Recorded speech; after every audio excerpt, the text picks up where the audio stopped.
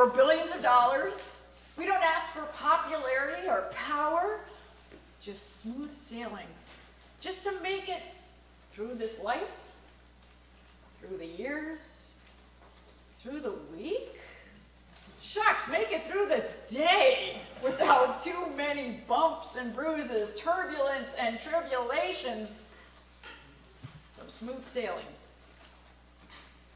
I'm sure that's what the character Job thought he deserved as a good and thoughtful, decent and devout man.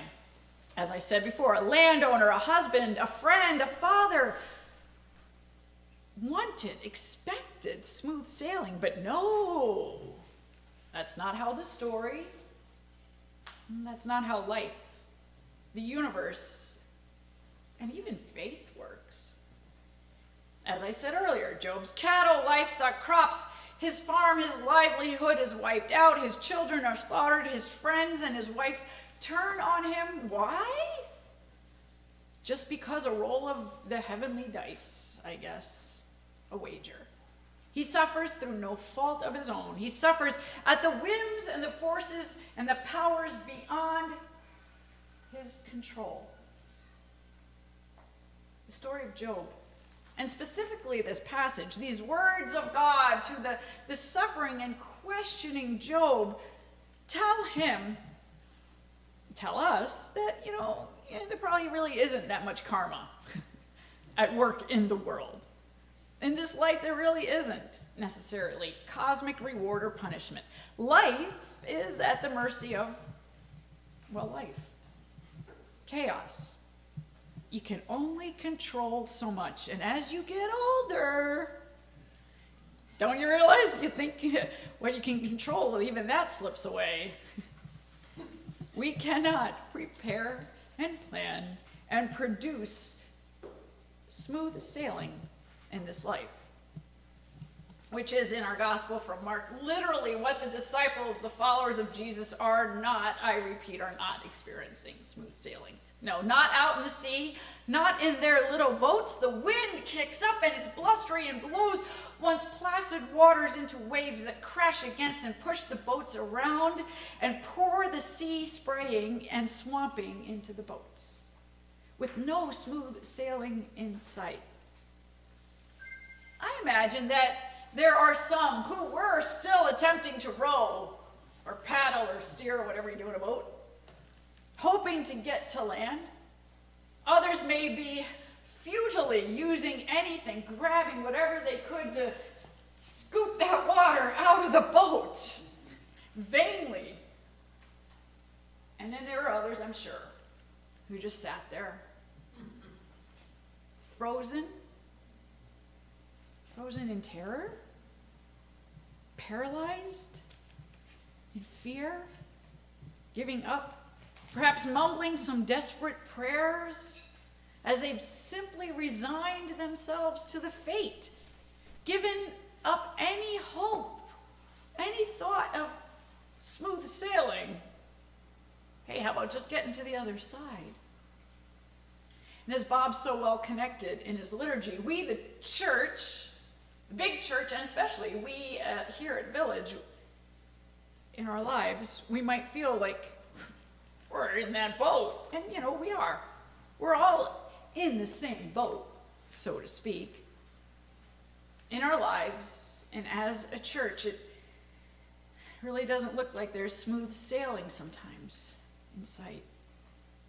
Aging, illness, deaths, disappointments, fights within our families, a culture, a world that seems to be getting even more violent, driven by anger and hate and divisiveness, a planet getting hotter, and talk about chaotic, just look at the weather.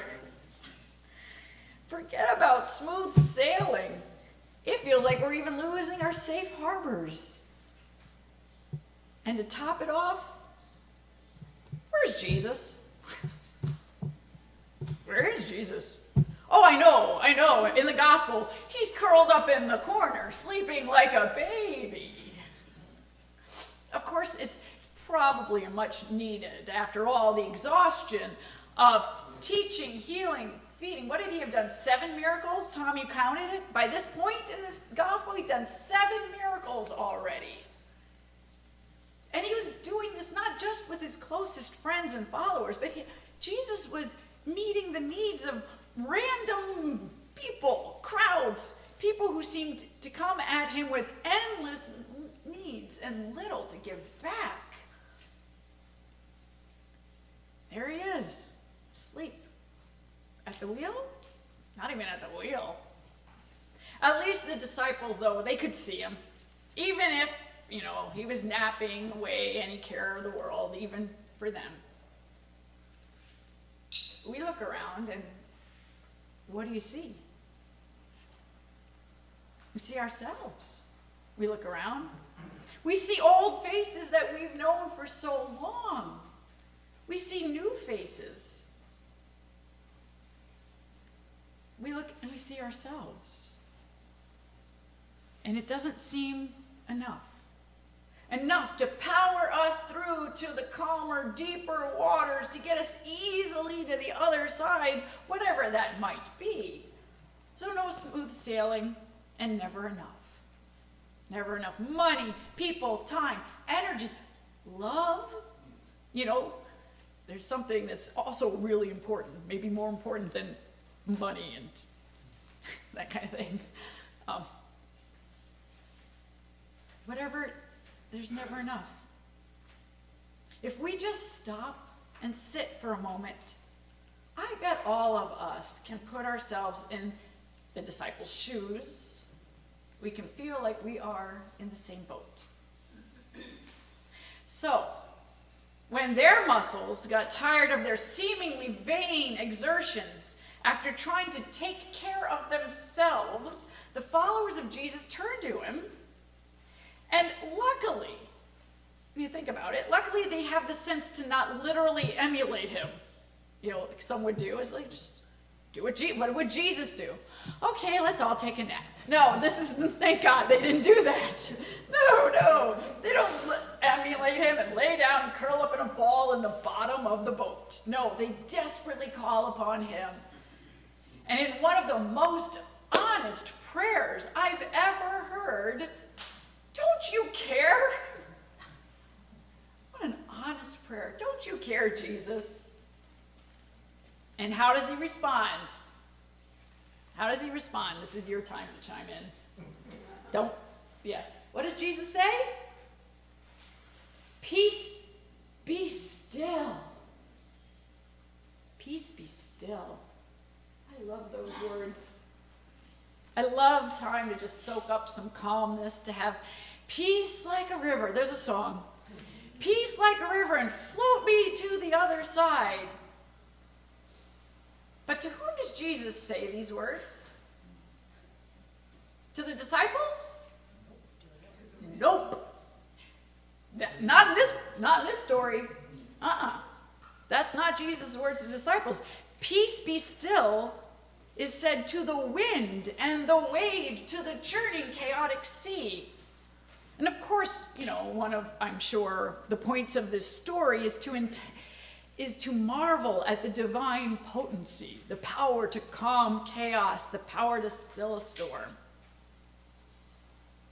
And if we don't see smooth sailing outside of us, we can take those words in to us. You can also put yourself and say, sometimes I am a chaotic person. I need that. So we can hear those words, because sometimes we are frantic, and we panic, and we have resignation. But you know what? Panic, frantic, resignation gets us nowhere. And in fact, can sink the ship even quicker. And yes, I am talking about our congregation. And the same is true for our lives. Isn't it true? The more anxious you get, especially facing winds that you can't control, the worse it is for us. Individually, physically, mentally, spiritually, socially. So hear the words of Jesus, peace, but don't be still. Peace, but don't be still. Because, you know, if Jesus meant for those words to be for the followers, they'd still be floating aimlessly in that boat. Really. Once the wind and the waves calmed down, what did the disciples, the followers, have to do? What did they have to do? Because Jesus didn't like miraculously pick them up and pop them down on the other side. The disciples had, the people in the boat had to get to work. They had to paddle or propel or whatever you do the boats. It was their turn. Jesus wasn't, as I said, going to miraculously deposit them on dry land at all. They were still on the sea that could have kicked up any time too. No, the work of getting to the other side was theirs, is ours. Now, obviously, the temptation of any pastor here now is to cheer you all on. Woo, we can do it! Encouraging us all to battle and do whatever we can do to get going, being the church. Of course, we're all in the same boat, but realistically, we're all in different places. We are, and we need to honor that. I imagine in those boats, not everybody was ready to pick up a paddle and start rowing.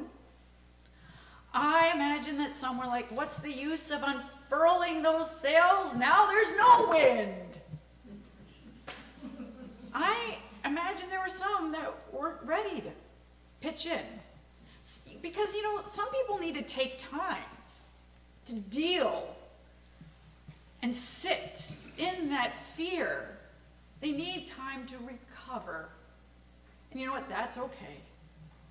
So if you feel like you just can't put your back into getting the boat to the metaphorical other side, okay. Take your time, heal. But then also remember that there's others in this boat who are ready. They were like, I've had it on the sea. I'm getting the hell off of this sea. So they are ready to keep going and do what they can do to get to the other side. So if it's just too much, guess what? You're loved. You sit. You take your time. We grieve. We deal with where we are. And if you're like, hey, I'm ready, let's get going, then that's what we do. There is a place for all of us in the boat. There is a place. My fingers aren't working. I'm going this. Because jumping back to Job, remember, I think this is important. This isn't our creation. This is not the wind at our command.